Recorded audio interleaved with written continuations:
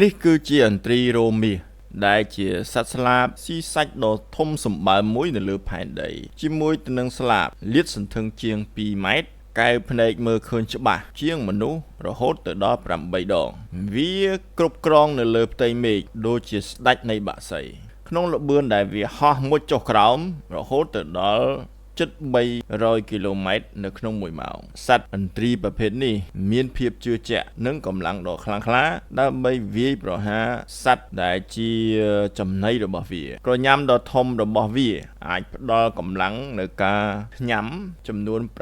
750ផោននៅក្នុង1អ៊ីងការ៉េដែលខ្លាំងល្មមអាចនឹងបំបាក់ឆ្អឹងត្រឹម